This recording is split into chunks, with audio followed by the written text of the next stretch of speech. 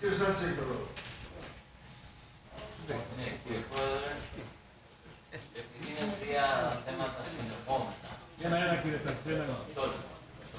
Επειδή είναι συνεχόμενα, θα κάνω την παρουσίαση ενιαία για να μην επαναλαμβάνω σε κάθε θέμα τα ίδια και από εκεί και πέρα θα διευκρινίσουμε με απαντήσεις σε ερωτήσεις κάθε θέμα. Είναι μια διαδικασία που το σώμα κάνει δεκτή. Εγώ θα ήθελα, κύριε Πρόεδρε, ένα-ένα. Για να είναι σαφής η συζήτηση. Ένα-ένα θα τα πει.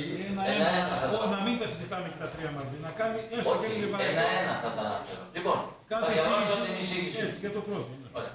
Κύριε Πρόεδρε, κυρία και κύριοι συνάδελφοι, σας παρουσιάζουμε απόψε τις πρώτες από μια σειρά μελετών έργων που θα ακολουθήσουν στα πλαίσια του τεχνικού προγράμματος που έχουμε υποβάλει και το οποίο ψηφίστηκε και εντάχθηκε στον προϋπολογισμό του 2011.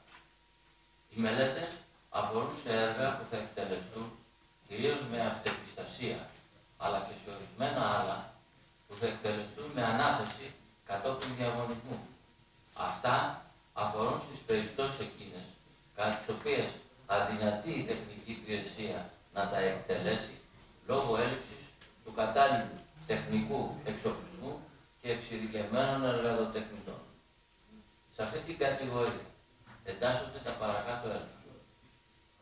Πρώτον, επισκευή και συντήρηση οδικού δικτύου κοινόχρηστων χώρων και δημοτικών ακινήτων, με τον τίτλο που αναγράφεται στον προϋπολογισμό με κωδικό τάδε και για το οποίο εκκρίθηκε η αναμόρφωση από 50 σε 58.000 ευρώ. Προβλέπεται η αποκατάσταση ζημιών που έχουν προκληθεί σε ορισμένα τμήματα του ασφαλτοστρωμένου οδικού δικτύου της Καλύμνου, κυρίως στην περιοχή της Πόρτας. Η ανάθεσή του θα γίνει μετά από πρόχειρο διαγωνισμό, προφορική δημοπρασία, με ενιαίο ποσοστό έκπτωση σε ακέραιες μονάδες επί της 100, σύμφωνα με το άρθρο 29 του νόμου 3669 του 8, αφού ο προϋπολογισμός του, μη συμπεριλαμβανομένου του ΦΠΑ, είναι 50.000, δηλαδή μικρότερος των 60.000 ευρώ, το οποίο είναι και το επιτρεπτό όριο διενέργειας του πρόχειρου διαγωνισμού. Δεύτερο, χρηματικά. Ο κύριος Στάτσης, επειδή τον διευκόλυνε, μίλησε και για το σύνολο των μελετών. Εγώ θα επιμείνω και θα παρακαλέσω και τους άλλους συναδέλφους για να μην γίνει, γιατί υπάρχουν διαφοροποίησεις από θέμα σε θέμα. Μεθοδολογικά προτείνω στο σώμα να μιλήσουμε τώρα για την επισκευή και συντήρηση οδικού δικτύου κοινότητας των χώρων και δημοτικών ακινήτων, την πρώτη δηλαδή από όλες.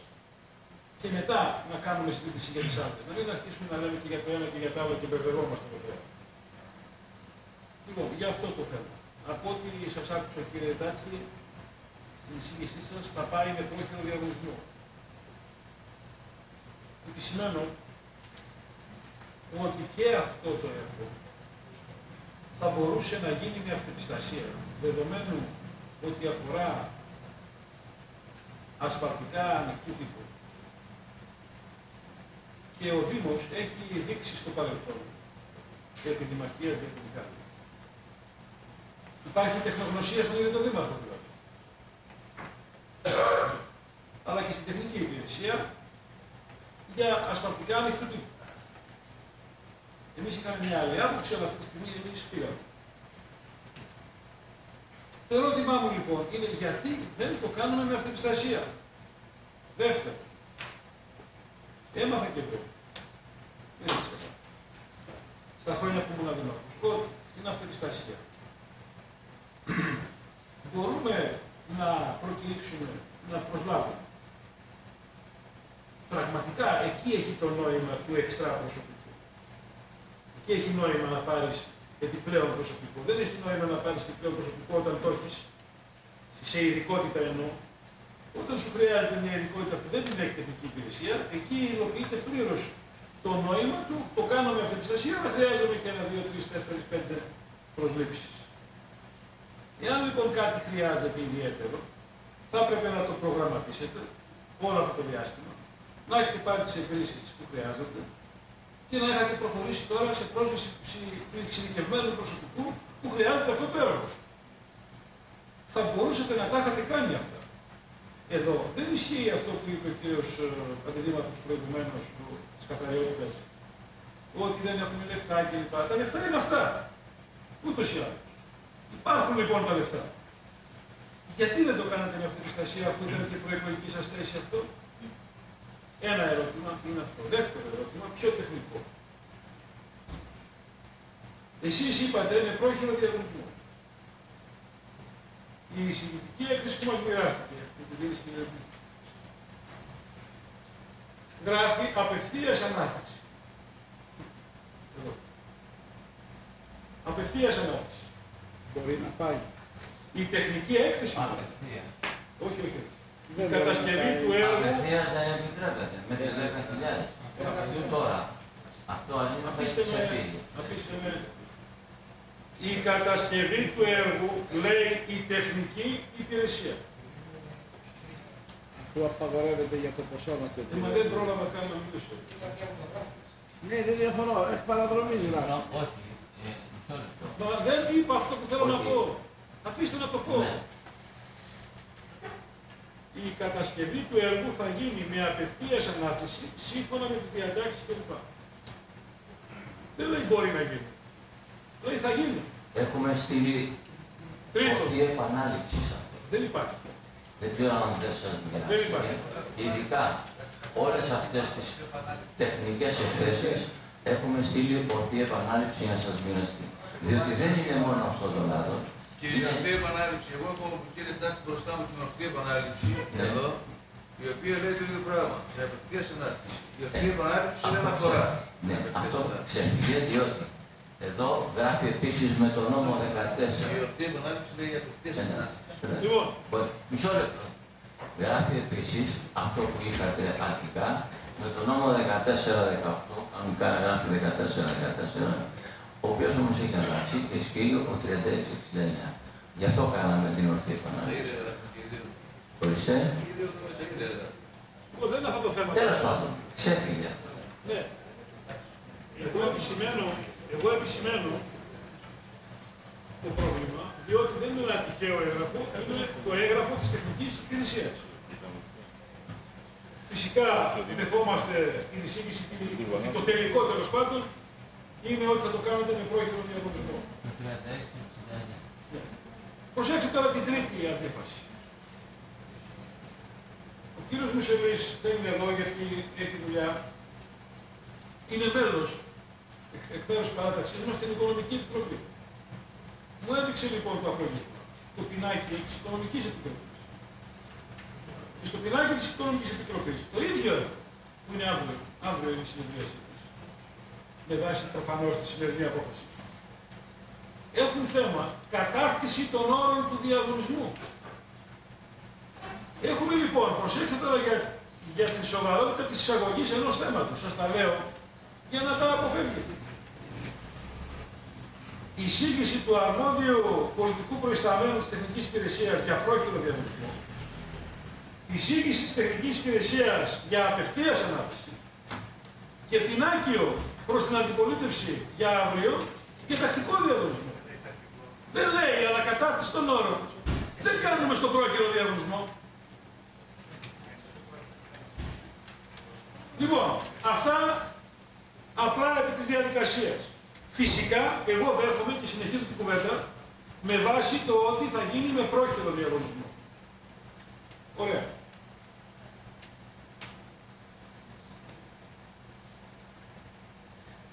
Από πού και ως πού σας προκύπτει ότι οι ανάγκες σε ασφαλτικές παρεμβάσεις σε όλο το οδικό δίκτυο της Καλύμνου είναι ακριβώς στο όριο του πρόχειρου διαγωνισμού. Και δεν είναι, ας πούμε, 90.000. Σε όλο. Δεν είπα σε όλο. Είναι σε τμήμα. Σε τμήμα. Κυρίως λέω στην πόρτια. Είναι άδικο να υποθέσουμε ότι άρα φροντίζεται να είναι στο όριο των 58.000 ευρώ για να γίνει με πρόχειρο διαγωνισμό. Όχι, κύριε Ρώσο. Όχι. Εδώ είναι χρήματα σάφας. Κοιτάξαμε να το κάνουμε όσο το δυνατόν πιο οικονομικά. Κόψαμε από άλλες δαπάνες. Είδατε τι έγινε προηγουμένως που συζητήσατε. Και βάλαμε εδώ για να το κάνουμε όσο γίνεται πιο οικονομικά. Και δεν τα αφήνουμε και τελευταία στιγμή πριν τις εκλογές. Ξεκινάμε αμέσως μετά τις εκλογές. Το τρίτο είναι ότι υπάρχουν δεσμεύσεις του τύπου. Νομικές δεσμεύσεις του τύπου. Οι οποίες απορρέουν βέβαια από δικές μας πράξεις. Γιατί είσαστε ακόμα στο πρώτο εξάμηνο. Δεν προλάβατε να έχετε πολλές δικές σας δεσμεύσεις. Όμως τι να κάνουμε, υπάρχουν νομικές δεσμεύσεις.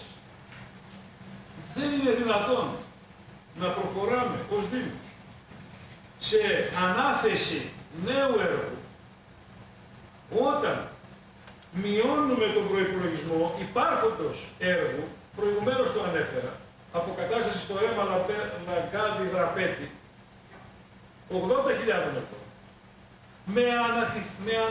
που έχει ανατεθεί στον εργολάβο, έχουμε υπογράψει νομική δέσμευση. Έχει ανατεθεί όμως, έχει γίνει ο διαγωνισμός. Η νομική δέσμευση, παρακαλώ κύριε Γραμματέα, παρακαλώ να παίρνετε τον λόγο. Ναι, να παίρνετε τον λόγο όμως. Λοιπόν, η νομική δέσμευση, κατά πόσο έχω μάθει εγώ, σε περιπτώσεις διαγωνισμών, τακτικών διαγωνισμών, συντελείται με την λήψη της απόφασης κατακύρωσης. Μετά υποχρεούται. Είναι δέσμια αρμοδιότητα, ένα λεπτό κύριε Δήμαρχε, δέσμια αρμοδιότητα του Δημάρχου να υπογράψει. Έχει κατακυρωθεί, ναι. Λοιπόν, δέσμια αρμοδιότητα. Και έχει το δικαίωμα βέβαια ο Δήμος να καταργήσει το έργο. Δεν διαφωνώ σε αυτό. Υπάρχει όμως νόμιμη διαδικασία να το καταργήσετε. Πριν το καταργήσετε και εν ώψη του ότι δεν υπάρχουν χρήματα. Δεν μπορείτε να μιλάτε. Εν ώψη του ότι δεν υπάρχουν χρήματα και εν ώψη του ότι η ΣΑΤΑ, δυστυχώς το διάβασα χθες και είμαι Κασάνδρα τώρα, θα στεναχωρήσω το Δήμα και όλους μας. Η ΣΑΤΑ προβλέπεται κατά το 1/4 ακόμα μειωμένη φέτος.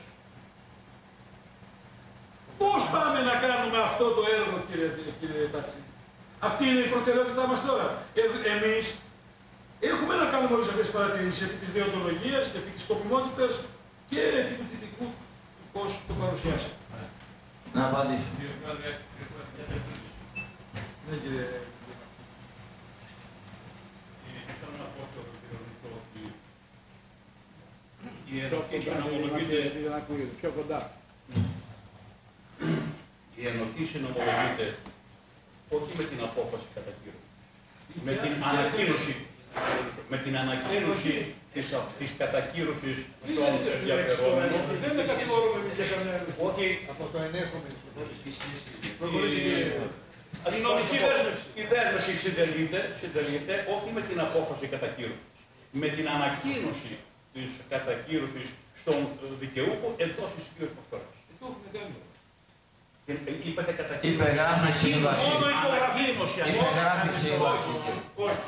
Μόνο υπογραφή σύμβαση.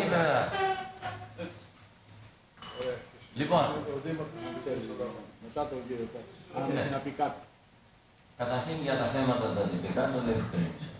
Εστάλει η ορθή επανάληψη, δεν ξέρω αν έχει λάβει, και να μην επαναλαμβάνουμε τα ίδια. Όσο για το άλλο, κύριε Κώστα, είναι θέμα προτεραιοτήτων. Εμείς κρίναμε ότι η προτεραιότητα για μας έχουν αυτές οι εργασίες. Λοιπόν, για την αυτοεπισιασία, είπα στην εισήγηση ότι δεν υπάρχει ο κατάλληλος εξοπλισμός και χρειάζονται και εξειδικευμένοι τεχνίτες. Γι' αυτό κρίναμε ότι είναι πιο σύντομη η διαδικασία να γίνει με πρόχειρο διαγωνισμό και με ανάθεση, παρά να περιμένουμε να εγκριθεί η ΣΑΤΑ, η οποία ακόμα δεν έχει έρθει. Μα και η ΣΑΤΑ είναι αυτή. Ναι, ωραία. Εάν ερχόταν για να γίνει η διαδικασία πρόσληψης προσωπικού, θα χρειαζόμαστε αρκετό χρόνο. Όχι αν το φροντίζατε από το Φλεβάρι. Κοιτάξτε κύριε, είχαμε ένα σωρό προτεραιότητες. Θα κοιτάξουμε τώρα να πάρουμε εξειδικευμένους τεχνίτες από το Φλεβάρι. Είχαμε να συμμαζέψουμε ένα σωρό τομείς.